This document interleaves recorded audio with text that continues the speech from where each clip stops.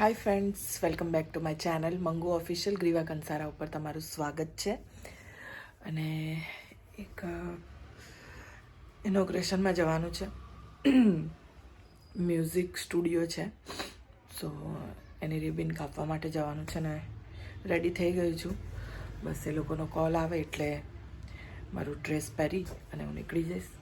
સાડી પહેરવાની છું આજે હું, સો સાડી પહેરીને નીકળી જઈશ. અને હા, મેકઅપ ઉપરથી યાદ આવ્યું, મેકઅપ કર્યો છે, જોઉં છું મારા મોઢા ઉપર મેકઅપ છે એટલે યાદ આવ્યું. અમુક લોકો મને મતલબ અમુક નહીં, એક કોઈ છે ભાઈ, એમનો મેસેજ આવે છે કે તમે તો કહેતા હતા તમે મેકઅપ નથી કરતા, તો તમે કેમ મેકઅપ કરો? સો એમાં એવું છે કે હું ઘરે મેકઅપ નથી કરતી. હું નોર્મલી જ્યારે ઘરે હોઉં છું, ઘરમાંથી કેમ જતી હોઉં છું ત્યારે મેકઅપ નથી કરતી. બટ હા, ઇવેન્ટ હોય, મારું શૂટ હોય તો મારે ના છૂટકે મેકઅપ કરવો પડે છે. મને પસંદ નથી મેકઅપ કરવાનું, બટ ત્યારે મારે મેકઅપ કરવો પડે, કેમ કે ઇવેન્ટમાં ને એમાં જઈએ તો એવા જ આમ ઉઠીને જતા રહીએ તો સારું ના લાગે. As a celebrity, as a artist આપણને એ શોભા ના આપે. એટલા માટે અમારે મેકઅપ કરવો પડે છે, આનો સહારો લેવો પડે છે. અને તમે લોકો એવી રીતે જ મને ઓળખતા હોવ છો. હું નોર્મલી નીકળતી હોઉં છું તો કોઈ મને એટલું જલ્દી ઓળખી નથી જતું. એટલે હું ઘરમાં હોઉં છું ત્યારે હું મેકઅપ નથી કરતી. તો હું આ વસ્તુ એક ક્લિયર કરી દઉં. હું ક્યાંક ઇવેન્ટમાં ને શૂટ પર હોઉં છું ત્યારે જ વધારે મતલબ મેકઅપમાં હોઉં છું. અને ઓલમોસ્ટ શૂટમાં ને મતલબ એમાં જ હોઉં છું. એટલે તમને લોકોને એવું લાગે છે કે હું રોજ મેકઅપમાં જ હોઉં છું કે એવું, કેમ કે ડેલીના હું વિડીયોઝ ને એવું બધું બનાવતી નથી ઘરના કે એવા. ક્યાંક જઉં છું, આવું છું, એની અપડેટ આપવા માટે જ વિડીયો બનાવતી હોઉં છું.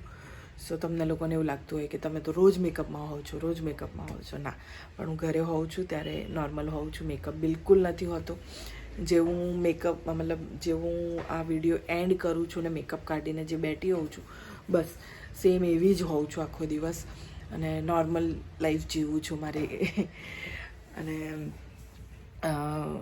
સાદું સિમ્પલ જીવન જીવું છું, સાદું સિમ્પલ ખાઉં છું. તો બહુ સોસા કરતી નથી. મેકઅપ નોર્મલ જ હોય છે મારો. પણ ઇવેન્ટમાં ને શૂટ પર ના છૂટકે કરવો પડે છે, તો સોરી એના માટે. બટ મેં કીધું તો એ સાચું જ કીધું હતું કે હું મેકઅપ વધારે કરતી નથી, અને સાચે જ નથી કરતી. તો આ એ ભાઈ માટે જવાબ છે કે ભાઈ હું એટલો બધો મેકઅપ નથી કરતી. શૂટમાં ને એમાં હોઉં છું, પણ ઓલમોસ્ટ હું શૂટમાં ને ઇવેન્ટ્સમાં જ હોઉં છું. એટલે તમને લોકોને એવું લાગે કે હા, આ બહુ મેકઅપ કરે છે. પણ હું ટ્રાય કરીશ કે શૂટમાં ને એમાં પણ ઓછો મેકઅપને ના કરું. સો હું રેડી થઈ ગઈ છું હવે, અને ફટાફટ ફોન કરું એ લોકોને. એ લોકો મને લેવા આવે, સાડી પહેરું અને નીકળું છું ત્યાં જવા માટે. બતાવું છું કે મ્યુઝિક સ્ટુડિયો કેવો છે અને શું છે ત્યાં. ઓકે, ટડા. સો ફ્રેન્ડ્સ, હું રેડી થઈ ગઈ છું, જોઈ શકો છો તમે. અને ગાડી આવી ગઈ છે લેવા માટે. હવે હું નીકળું છું. અને મેં મારા રૂમની બહુ જ ગંદી હાલત કરી છે એવું મારા મમ્મીનું કહેવું છે, અને હું પણ માનું છું. જો તમને બતાવું, આ તમે જોઈ શકો છો. બધો મેસ જોઈ શકો છો. સેમ પરાગ કંસારાની છોકરી છે, ખબર પડી જાય. વાવ, વોટ અ મેસ. કેટલું બધું ખરાબ કર્યું છે મેં. એક સાડી કાઢવામાં આટલું ભેગું કર્યું છે એણે. તો વિચાર કરો, એને બહાર જવાનું હોય તો આખા રૂમમાં કપડાં હોય. એવું તો તારું. જો ફ્રેન્ડ, આ પરાગ કંસારાની જ છોકરી છે. સેમ પરાગ કંસારાની આ જ હાલત હોય છે. એક સૂટ કાઢવામાં અડધો રૂમ ભરી દે, અને એક સાડી કાઢવામાં આખો રૂમ ભરી દીધો. અરે હું આવીને પછી સરખું કરીશ અને પછી પાછું બતાવીશ કે જો હવે. પછી એને બહાર જવાનું હોય તો પ્લીઝ કહેતા નહીં શું કરે. રૂમની બહાર કપડાં આવે છે એના, હું બતાવીશ કોક દિવસ. સોફા બોફા બધું ભરાઈ જાય છે. ચાલ હવે મને મોડું થાય છે. ગાડી આવી ગઈ જ લેવા. Tata. Bye Mangu officer. Subscribe કરો ગ્રીવા કંસારા. સોરી ફ્રેન્ડ્સ, મેં મારો રૂમ બહુ જ ખંદો કરી દીધો છે અને તમને આજે બતાવ્યો. પણ હા, એ વ્યવસ્થિત કરીને પણ હું તમને બતાવીશ કે હું વ્યવસ્થિત પણ કરું છું. બરાબર? તો ચલો હવે ફટાફટ નીકળીએ.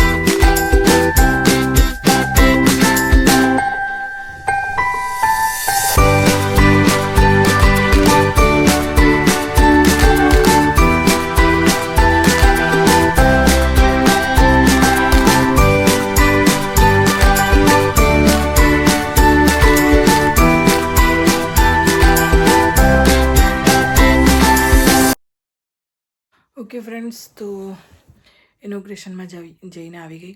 પ્રતીક્ષાબેનનું મસ્ત સ્ટુડિયો છે, મ્યુઝિક સ્ટુડિયો, મેલોડી મેકર્સ. જરૂરથી તમે લોકો જજો અને મુલાકાત લેજો એમના સ્ટુડિયોની.